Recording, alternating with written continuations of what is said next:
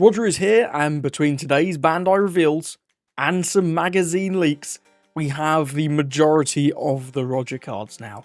And these are seriously exciting. Moving straight into the main man himself, we have a new 10-13 Roger card. Bandai keeping up the thing of Roger being overstated, you love to see it. So this is 10-13 Purple Roger, King of the Pirates and Roger Pirates types, and he has the static effect. Negate the effects of your leader. Negate the effects of your characters without Roger Pirates included in their types. So that will not hit, obviously, Roger Pirates type cards. That will also not negate former Roger Pirates type cards, at least as far as the translation goes right now. However, it will always negate the effects of your leader. There is a slightly different translation in Discord. I've just separated these effects to make it more clear. This will always negate your leader, no matter whether or not your leader includes Roger Pirates in its types. And that means that once you have this guy on the board, you no longer have to give your leader a Don when you draw Don during your Don phase. And you also no longer ever get this -2 debuff, no matter how low your Don goes, which is crazy. And then on play, you can do Don -3, one of your leader gains 2000 power until the end of your opponent's next end phase, then give all of your opponent's characters -2000 power until the end of your opponent's next end phase. So a few technical things here. Firstly, negating the effects of your leader will mean that when you do this Don -3, your leader will no longer get this -2000 power debuff from his effect. He will remain at 7k base, and then be buffed by 2k up to 9, as well as giving your opponent's characters all -2000. Now, this will not affect newly played characters. For example, a rush character that comes in on the next turn will not be affected by this in the same way that the 10 cost 12k Whitebeard doesn't cause rush characters to need to trash 2 cards to attack. This also, of course, does not affect your opponent's leader, so if you're playing into a deck like Green Zorro, where the leader is the main source of aggression, this is going to be less powerful. And one other really cool design thing around this card is because this is Don -3, unless you have a way to ramp back for no Don, either by a static onboard effect or by some effect like a ramp coming out of your life as a trigger, you'll not be able to chain these, which is going to be a little interesting. And the fact that this negates the effects of non-Roger Pirates type cards means you couldn't play this into, for example, a 9-cost Newgate. And it also means once this guy's on the board, anything that you are playing like a 7-cost Kid or a 9-cost Newgate no longer works. So you've got to be very careful with what you put in your Roger deck if you're planning on playing this. But this seems insane. Buffing your leader to 9 and giving your opponent's characters a -2k debuff is nearly as good as buffing your leader to 11. Obviously not quite as good because of what I said about rush characters and leaders, but still, this is like 2 Newgates in a trench coat, and this seems really, really strong. Before we move on, a small note that you can actually play this in Iceberg. Not only does it buff your Iceberg to 7k, but it negates his effect, so he can attack.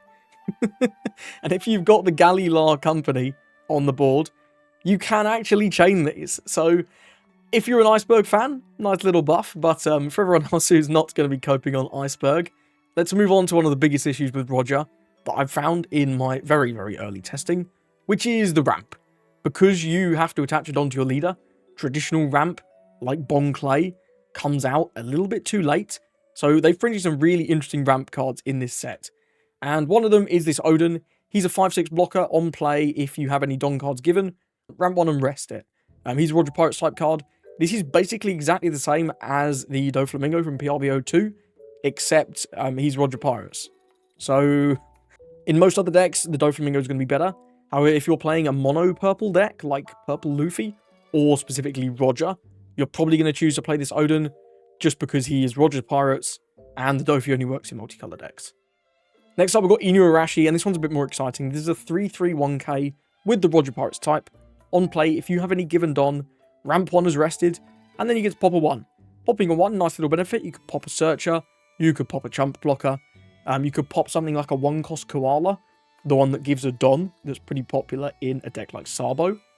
But this just being a 3-cost ramp with counter means that when you go second, this is another brilliant target alongside It's to Die For to get you ramping straight out the gate. And we also have this buggy. He's a 222k, which is really nuts. He's Roger Pirates, and on play, if your leader has Roger Pirates included in its type, and there is a given Don, you ramp one as rested. Our going first curve isn't balls anymore. You can play this buggy on your 3 Don turn, going first because it only costs 2. And this is mega. Ramping you from 3 to 4 means that on the next turn, if you can get a double ramp, well, you're going to 10 a whole cycle and a half early. And even if you can't, there are just a lot more worthwhile playing cards that cost 5 than those that cost 4. For example, your curve could look like something like Buggy on 3, and then you'll have 5 Don on your following turn, 5 Don that you can play with and 1 in your leader. On that turn, maybe you could do an It's to Die For, and then an Inuarashi to get you all the way to 8, and then you'll draw to 10 in your next turn. Even if you just play 1 ramp though on that 6 Don turn with 5, maybe something like the Odin, then you'll be able to ramp 1 more time on the following turn, and still get that triple ramp to get the extra defense in your opponent's turn, even if you haven't been able to play a large character. This buggy, definitely an incredibly important piece for the Roger deck, enabling you to ramp going first, and just being another ramp option as well as a 2k. This is a brilliant card. And we're going to tie this all together with this new 1-cost Shanks. He's a 1-2 Roger Pirates 1k. On play, look at the top 5 from your deck, reveal 1 card with a type including Roger Pirates, other than Shanks, and add it to your hand. Then bottom the rest.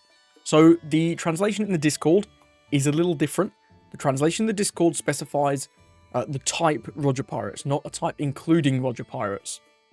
I'm looking at the card, and these brackets and this phrase usually are included when a card can search for a card including a certain type. For example, like the 1-cost Izo from OPO3 can search for a type including Whitebeard Pirates. In the Japanese, when you have a specific type, like Navy, for example, on brand new, it looks a little different. So I'm currently going with this can search for cards with a type including Roger Pirates, and these are some of the ones that you might want to search. You've got 8-cost Rayleigh, of course. I'm not sure if this deck is really leaning into removal, but Power Down when you're a big leader is not the worst.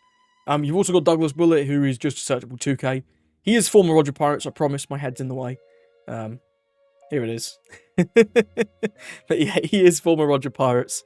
And also Conqueror's Haki, whilst you obviously can't use it as a 2k for your leader, even just being a 1-cost -1 across the board, when you're a 7k leader, could be very well worth playing, especially if it is searchable. Now, obviously, these cards are pending an official translation, but as far as I can tell, they should be searchable off the Shanks. Next up, we have 1 more ramp card, Gabban, 671k Roger Pirates. On play, if your leader has Roger Pirates in its types, draw 2, trash 1, then ramp a Don as rested. So if you're on specifically the 7 Don turn, which you may well be on your even curve, because you'll go from 4 to 5, draw to 7, you'll have 6 Don to play this Gabban, get a draw 2, trash 1, ramp up to 8, then on your following turn, you're going to draw to 10, which is exactly where we want to be. This card is definitely nothing game-breaking, it's just a ramp and a little bit of a cycle, but Roger having even more cards and having this like decently sized body on the board is quite promising. And the last card that we have for the Roger Pirates package today is the 1-cost stage Aura Jackson Go. 1-cost Roger Pirates stage. Once per turn, when one of your characters with Roger Pirates in its types is removed from the board by one of your opponent's effects, add 1 Don from your Don deck as rested. So this sort of is going to act as more of a deterrent than anything else. Whilst you're ramping up towards 10, if you play out like a 2-cost buggy, well, your opponent's not going to be that incentivized to remove it anyway because it's only a 2-2.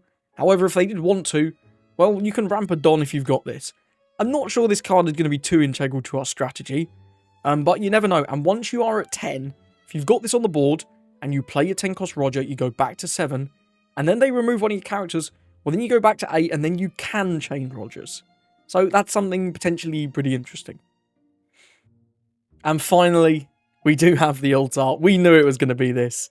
The classic image of Roger laughing. It's a banger, you can't go wrong. And this is probably my favourite alt art from the set. We do have 5 of the leaders now, revealed in both standard and alt art, and this one looks brilliant. I'm really excited for this Roger package. Now that we've seen so many more of the new cards, The amount of ramp this guy has, man, it's going to be kind of crazy. And getting up to that big 10-cost Roger, well, if you can find a way to chain these, be that with the effect of the Aura Jackson, or be with that some onboard effect that we just don't know about yet. And I would very much imagine we will get a Silver's Rayleigh in this set, at the very least. This card seems ridiculous for defense. Buffing you up to 9, and minusing them all down by 2.